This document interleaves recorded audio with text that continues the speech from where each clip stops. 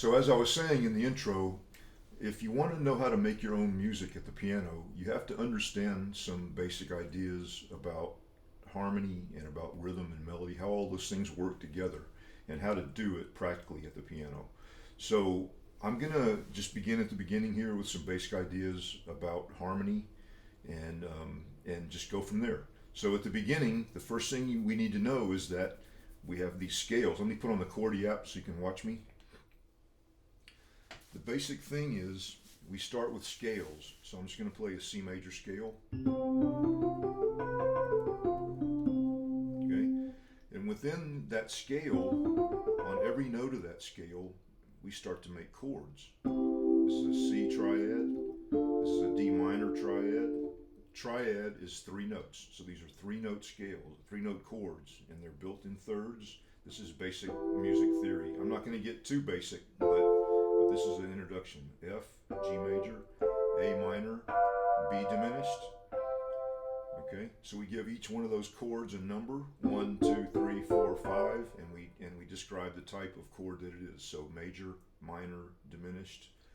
There's another triad called augmented. We won't see it here in a major scale, but it will occur later. So we have these 7 chords, but the basic chords that are most important, what we call the primary chords, are the 1 chord, which is C in the key of C. It's called 1 because it's built on the first degree of the scale. Then the 4 chord, which is F, and the 5 chord, which is G. As you'll notice, they're all major chords. When we get to the 5 chord, the G chord, we actually add another note on top, and we call this G7 or G dominant 7 chord. So we're gonna include that in part of this. I'll leave that for what's coming up next. But so we call these 1, 4, 5 chords, and a lot of our tunes are built on these harmonies.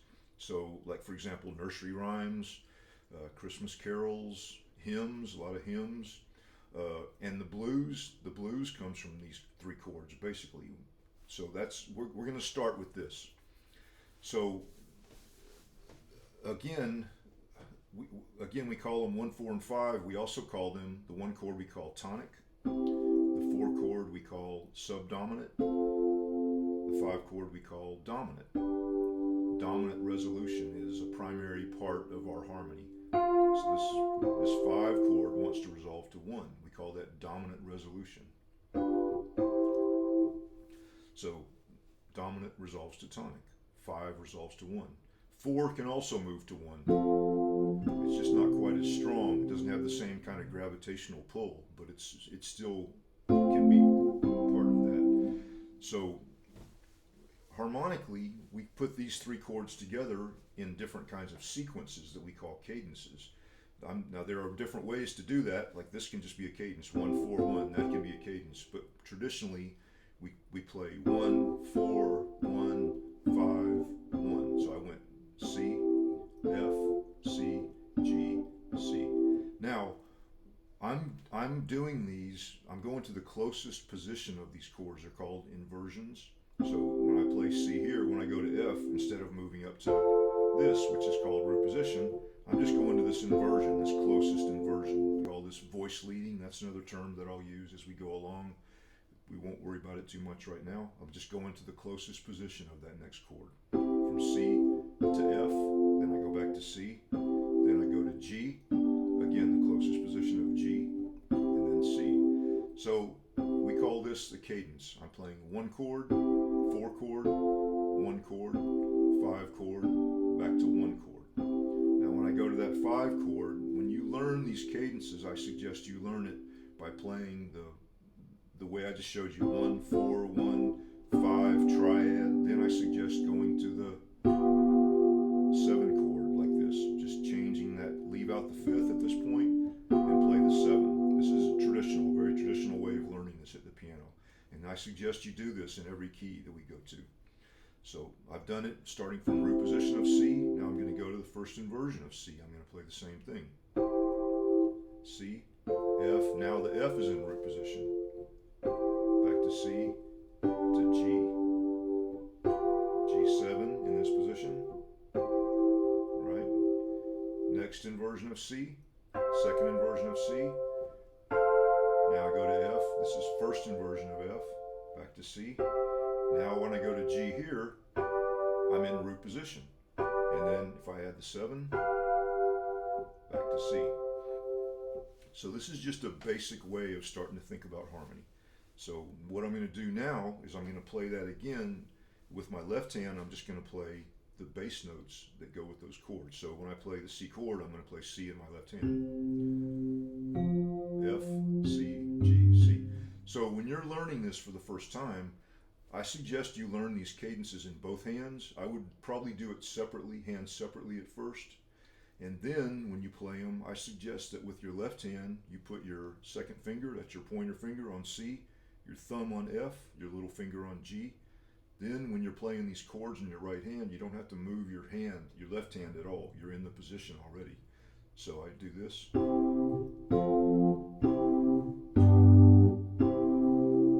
Okay, if I want to play the 7 chord, I just play it.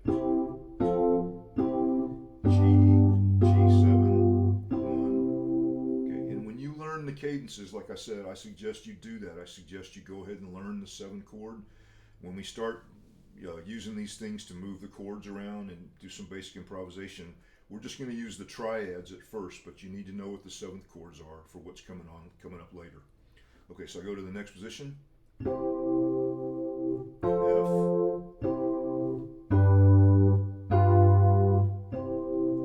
Okay, again, I'm just playing the same thing with my left hand. It doesn't move at all.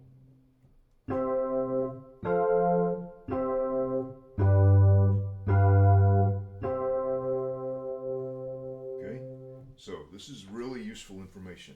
Just as a preview, I'm going to show you one thing that we can do with this. I can start, if I start to learn these chords, I can start to use them in different ways like this. I call this, actually the beginning of this course, I like to call it rock and roll piano. This is what piano players like Elton John, Billy Joel, any of those guys they're basically singers that accompany themselves on the piano. This is what they're doing, and it's really helpful. It's really useful skill. It's a necessary skill for piano players, actually, in my opinion. So here's a simple way to begin thinking about it.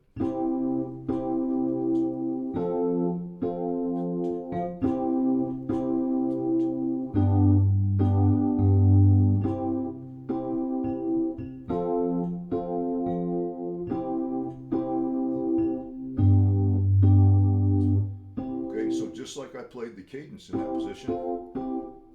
And again, for now, I'm just using the triad. I'm not worried about trying to use the 7th chord on that G right now. So now I'm just adding a little bit of rhythm, some syncopated rhythm. We're going to talk about that. Syncopation in music means accenting the offbeats. And that's where the interest comes in rhythmically in music, especially in music like rock and roll and jazz and these things. But it's everywhere. Classical music, all music uses syncopation, interesting music. Otherwise, everything sounds like a march, which, you know, it has its uses too, but it's not as interesting as when you begin to add in the syncopations. Okay, so once again, here I'm in this first position, just doing some simple rhythms with the chords. Okay, now I'm going to go to the first inversion.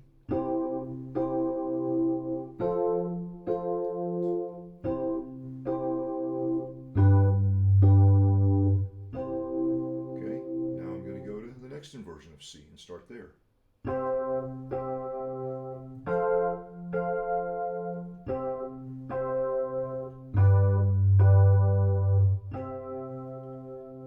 Okay, so this is simple, right? But already we're starting to get somewhere. So I'm going to go back to the beginning now. Once I can do that in each position, what I can do is start to move those chords around a little bit. For example, instead of just sticking in this position, maybe I'll go C, move to this inversion, and then move to F, and move to this position. Back to C, change to that position. G, change to that position, right? So now I'm starting to do something with a little more variety.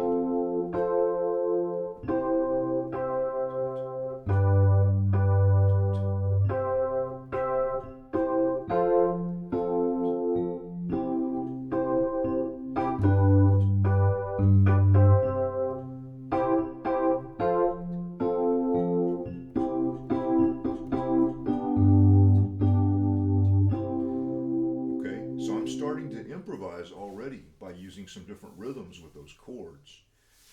And I'm even doing some different rhythms with my bass notes too sometimes. But we're going to get more into that. I'm going to give you some ideas about how to begin to work on rhythmic syncopation coming up too. Right now, I'm just sort of giving you an idea of where we're headed with this.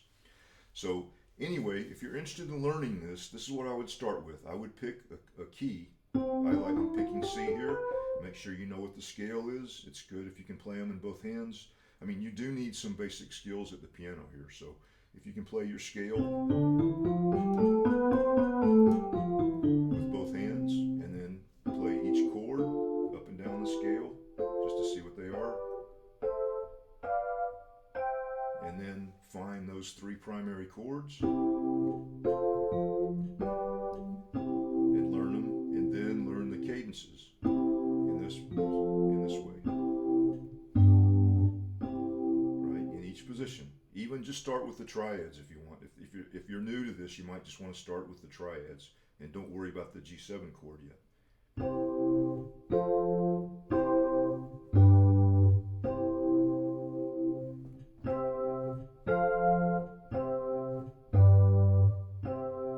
Okay, so that's a good start.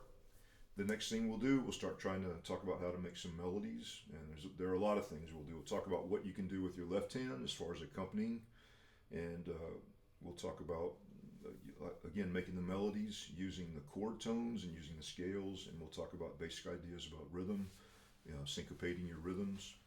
And anyway, we'll have a lot of fun. We're going to learn something practical, and you'll be able to use some of this stuff to play some songs and have some fun, and maybe make up your own music. That's the idea. If you learn this, it's going to lay a foundation for you to learn how to improvise at the piano, or learn songs that you like and play them by ear or from a lead sheet, what we call a lead sheet, or make your own arrangements or write your own music eventually. So this is the foundation for all of those things. Okay, see you next time.